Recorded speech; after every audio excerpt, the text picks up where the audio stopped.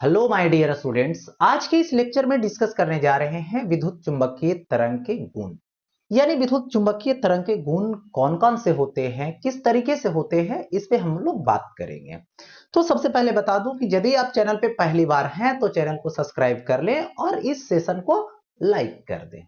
तो बढ़ते हैं आगे टॉपिक की ओर। तो यहाँ पे विद्युत चुंबकीय तरंग के गुण के बारे में, तो विद्युत चुंबकीय तरंग के गुण के बारे में बढ़ते हैं। तो सबसे पहले देखिए, आपका स्क्रीन पे आ चुका है विद्युत चुंबकीय तरंग का गुण। तो मैंने पहले बता रखा है कि विद्युत जो चुंबकीय तरंग है वो क्या है, एक प्रकार का विक्षोभ है, वो एक प्रकार का डिस्टरबेंस है। उसका कॉम्बिनेशन है किसका किसका, तो विद्युत क्षेत्र का और किसका, तो चुंबकीय क्षेत्र का। तो विद्युत क्षेत्र का और चुंबकीय क्षेत्र की यहां पर बात हो रही है। तो सबसे पहले बता दूं, एक नंबर में है ये त्वरित, अवमंदित अथवा दोलयमान आवेशों के कारण उत्सर्जित होती है।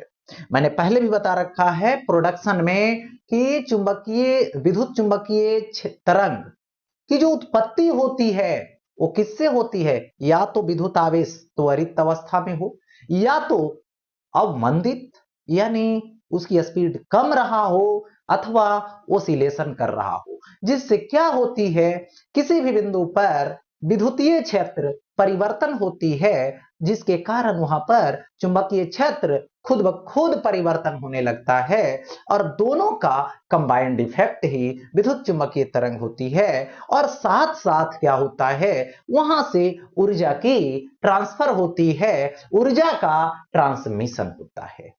ओके, ये है। अब देखो आगे बढ़ते हैं। ये अनुप्रस्थ तरंग है।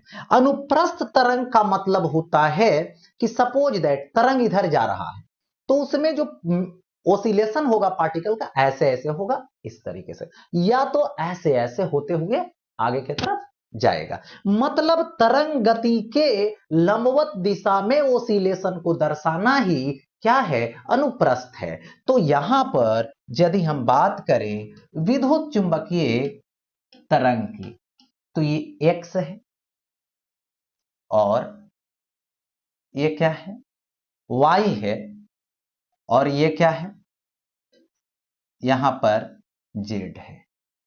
ठीक है। अब देखिए यहां पर कंडीशन क्या होता है, विद्युत क्षेत्र आती है, तो विद्युत क्षेत्र इस पर आएगा। ठीक है।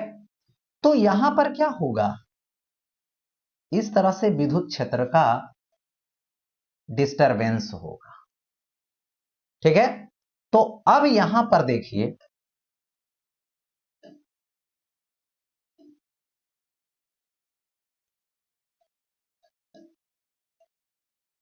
इस तरीके से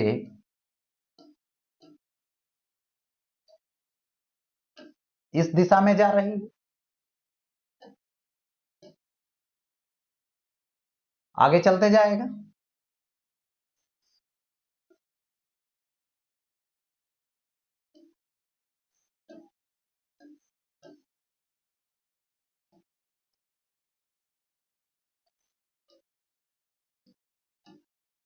हो गया ऐसा।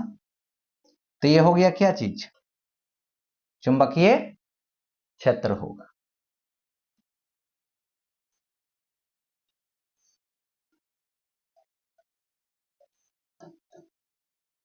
हो गया ऐसा। तो दिशा इधर है संचरण की,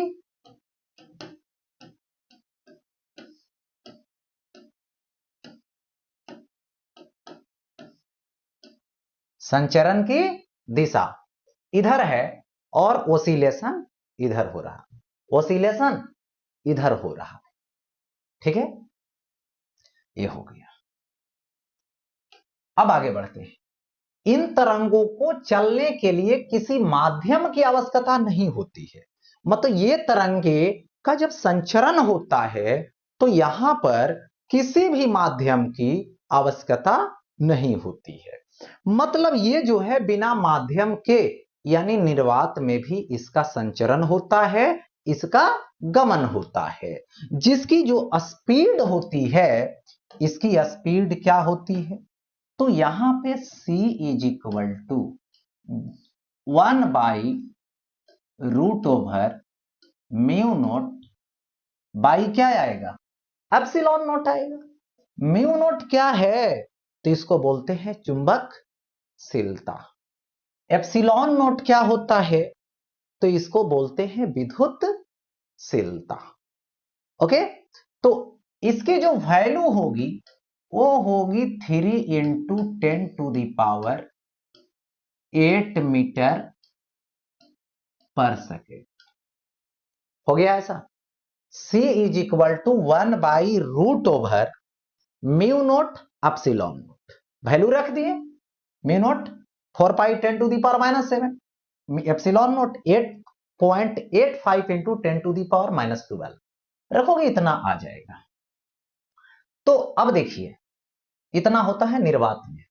जो प्रकाश की चाल है, प्रकाश की चाल है यानी प्रकाश भी क्या है, तो विद्युत चुंबकीय तरंग है, यानी विद्युत चुंबकीय तरंग का परिवार है।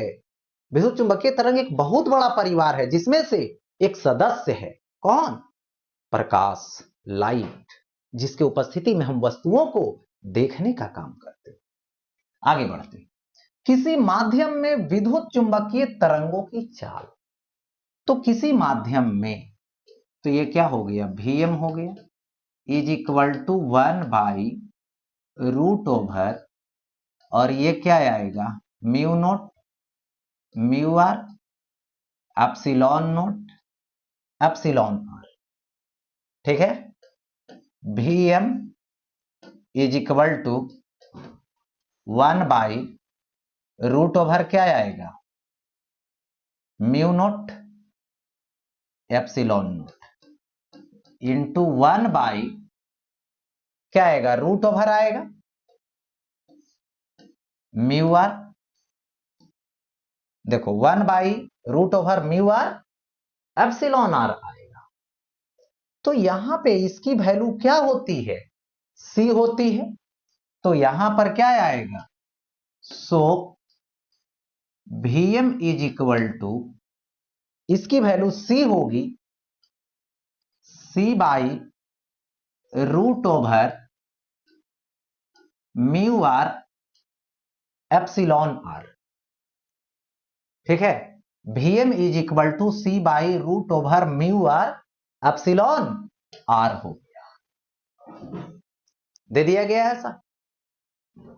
क्लियर। अब देखो आगे बढ़ता हूं, नेक्स्ट। अब देखिए, ये तरंगे किसी बाह्य विद्युत या चुंबकीय क्षेत्र से प्रभावित नहीं होती है। मतलब ये जो है विद्युतीय या तो चुंबकीय क्षेत्र बाहरी रहेगा, उससे कोई प्रभावित नहीं होता है। ये कौन, ये तरंगे। लेकिन याद रखें, कोई यदि माध्यम में जाएगा तो उसकी चाल कम जाएगी। जैसे यहां पर अभी मैंने चाल निकाला ना, ए Vm, तो Vm जो होगा वो C से कम होगा, निर्वात से कम होगा, अलग अलग माध्यम में अलग होगा। लेकिन विद्युत चुंबकीय क्षेत्र रहेगा या तो चुंबकीय क्षेत्र रहेगा, विद्युतीय क्षेत्र रहेगा, तो वहां कोई फर्क नहीं पड़ेगा इस पर। ये तरंगे परावर्तन, अपवर्तन, विवर्तन, व्यतिकरण व ध्रुवण के गुणों का प्रदर्शन करती है। ठीक है, ये सब।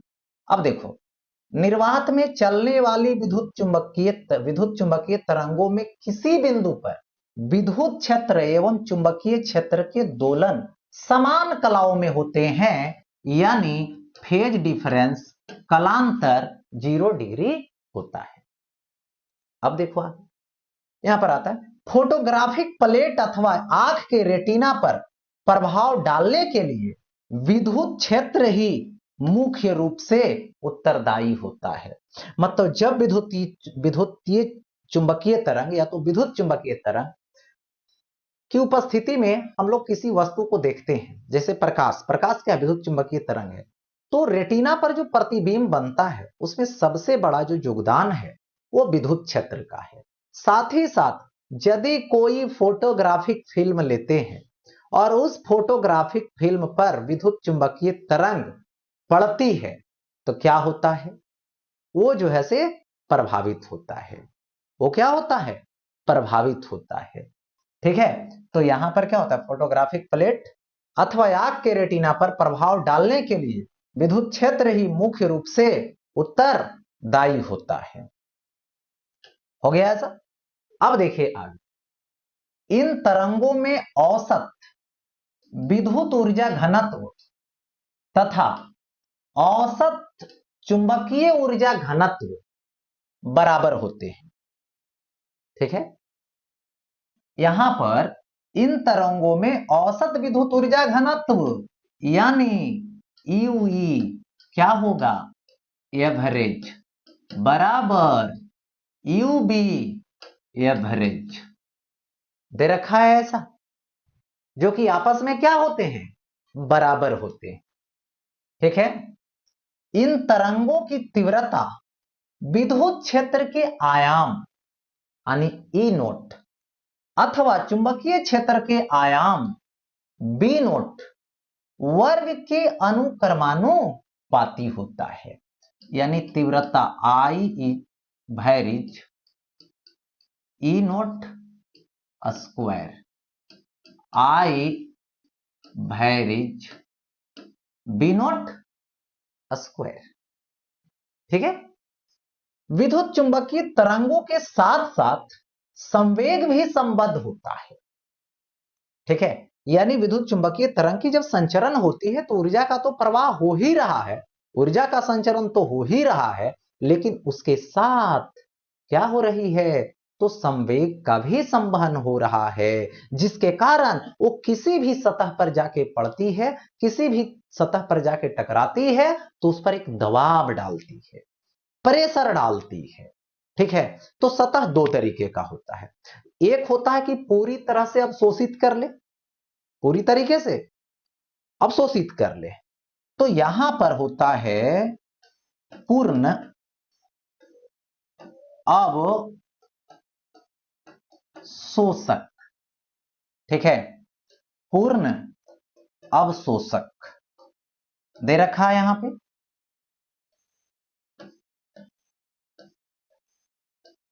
हो गया ऐसा, पूर्ण अवशोषक दे दिया गया ऐसा। तो यहां पर पूर्ण अवशोषक दे दिया गया, तो ये क्या हो गया, यहां पर इसकी जो दाब पड़ेगी P इज इक्वल टू, ठीक है, वो होगा S बाई सी। दाब बराबर एस क्या है, तो पॉइंटिंग वेक्टर या तो इंटेंसिटी बोलिए, तीव्रता बोलिए, और यही जो है एक होता है पूर्ण परावर्तक, पूर्ण परावर्तक। देखिए यहां पे पूर्ण परावर्तक होगा, तो पूर्ण परावर्तक में आएगी ऐसे, आएगी ऐसे, आएगी ऐसे।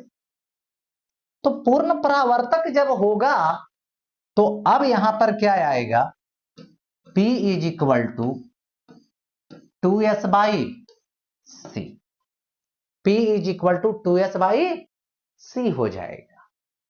ठीक है, तो ये चीजें हो गया इसका गुणों से संबंधित।